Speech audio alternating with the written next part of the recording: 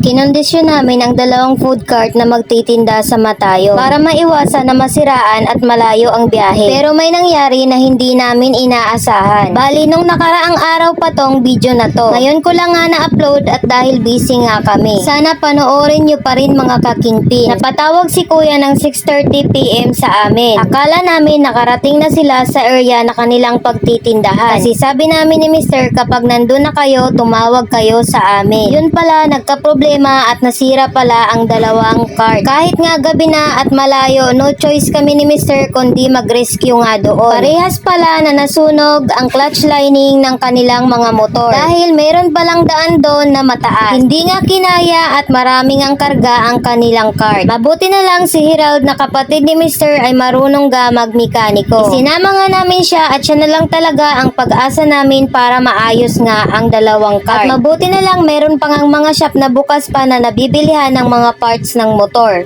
Alas 8 ng gabi nga kami umalis dito sa city at alas 11 ng gabi kami nakarating dito sa Katayngan. Nakakatakot pa naman at sa area nga na walang mga bahay sila nasiraan. Kapag may mga dumadaan nga na katulad ng ganyan ay tinitingnan din namin kung kaya bang makaakyat. At mamaya-maya nga ay bumalik nga at hindi nga kinaya. Naawa din nga kami kaya nga yung mga lalaking kasamahan namin ay tumulong na nga pagtulak pataas. At ayun nga sa awa ng Diyos ay success nga at magtitinda din pala sila doon sa bagat dagat. Grabe talaga ang hirap sa pagninegosyo, kumita lang. At hindi rin namin alam talaga kung kikita kami dito at first time nga namin magtinda sa bagat dagat. Naglakas loob lang nga talaga kami ditong mag-try at napakahina nga ng bintahan dito sa city. Dahilan kasi na walang pasok at namumroblema nga kami dahil napakahaba nga ng bakasyon. Kumain na nga kami dito at nagugutom na nga kami. Alam nyo ba mga kakingpins, wedding anniversary namin ni Mr. ngayon kaya binaon na lang namin ang aking nilutong bihon. At sakto pa talaga sa tinagal-tagal na paggamit ni Mr. ng kanyang tsinelas at ngayon pa nga napigta. Kaya ayan nga, nakakaawa nga at wala nga siyang suot na tsinelas. Hindi na nga pinatagal ni Herald at ayan nga, inaayos na nga para makauwi nga kami ng maaga. Nakakalungkot lang nga at hindi pala kompleto ang napahiram na tool sa amin. Lesson learned na lang nga na sa susunod ay i-check na lang kahit nga sinabing kompleto at napakalayo pa naman ang aming pupuntahan. Ito nga yung mga kasama namin dito, panay asaran nga at tawanan na lang para hindi nga maramdaman ang antok at pagod. Natatagalan nga dito si Herald mag-ayos ng motor dahil nga sa kulang ang tools. Kaya iniwan muna namin sila at pumunta kami dito sa location ng bagat dagat. Nagbaka sakali kami na makahiram kami ng tools dito dahil may mga nauna na dito na mga kakilala namin na magtitinda rin. Kaso nga lang dahil 12 midnight na ay tulog na din ang mga tao. Kaya nga ang nangyari, wala din kaming nahiraman at bumalik na lang kami doon kila kuya. At habang naglalakad nga kami dyan ni Mr. natatawa nga ako at isang tsinelas lang ang suot niya.